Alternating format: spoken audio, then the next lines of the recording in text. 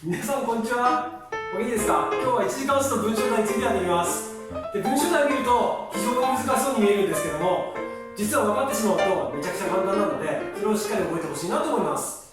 で、まずこれが y は x の1次関数の式なんですけども、問題文ちょっと見てほしいです。料金は使用量の1次関数。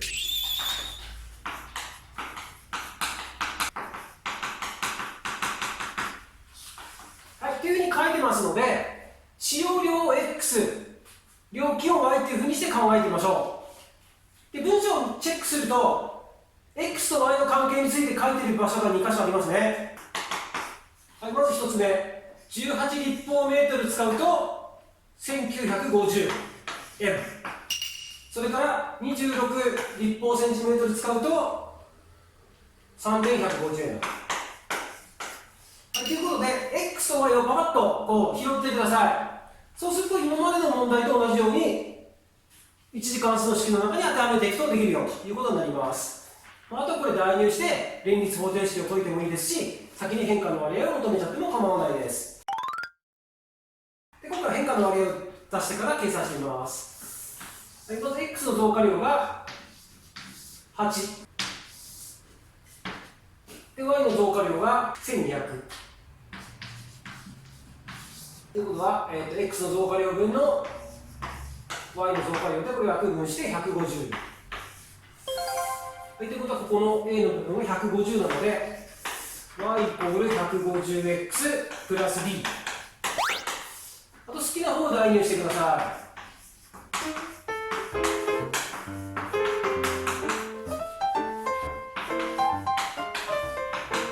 150×18 は2700ね。はい、足す b。ということで、2700を移行してマイナス750。式が出てきます。y イコール 150x マイナス750。っていうのが使用量と料金の関係を表す式になります。で、あと問題文最後の方を確認してください。じゃあ21立方メートル使った時の料金を求めてくださいね。ということなので、ここに21を代入してあげればいいよね。はい、ということなので、y イコール 150×21 マイナス750。で、これを計算してあげると、答えが2400円と出てきます。問題文から x、y を取り出してあげれば簡単に計算の方ができます。はい、続きまして、バネの問題にやってみます。で、まずバネと重りの関係なんですけども、重りって乗せれば乗せるほどバネ伸びますよね。ということなので、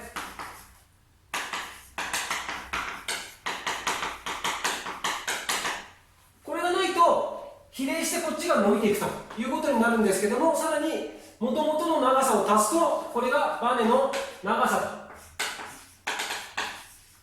と。バネ全体の長さということになります。これ1次関数になるので、これにあとは当てはめていけばいいんじゃないかなということになりますね。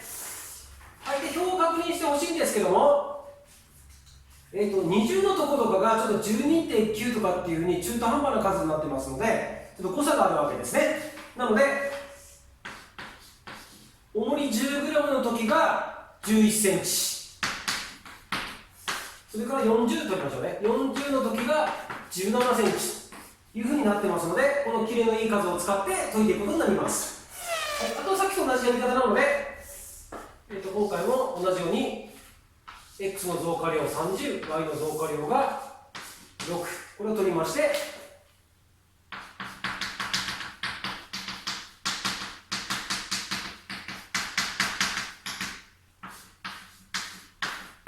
い、x の増加量分の y の増加量で5分の1。A の部分が5分の1。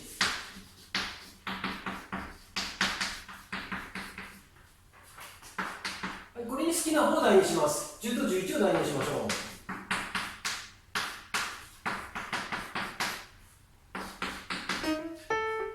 11イコール5分の 1×10 は2ですね。2をこうして b が9個できます。なので式は y イコール5分の 1xプラス9、これ出ます。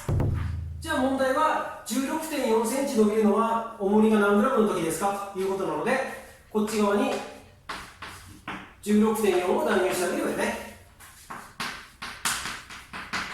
はい、これ解きます。10倍しましょう。164イコール 2x プラス90マイナス 2x イコールマイナス74 x イコール37というふうに出てきますので、答えが 37g というふうに出てきます。はい、分かったでしょうか。文章をちゃんと読んでいくと XY がこういうふうに2組取れる問題はこのようなやり方でできます。コツつかんだと思いますので、いろんな問題にチャレンジしてみてください。はい、それではさようなら。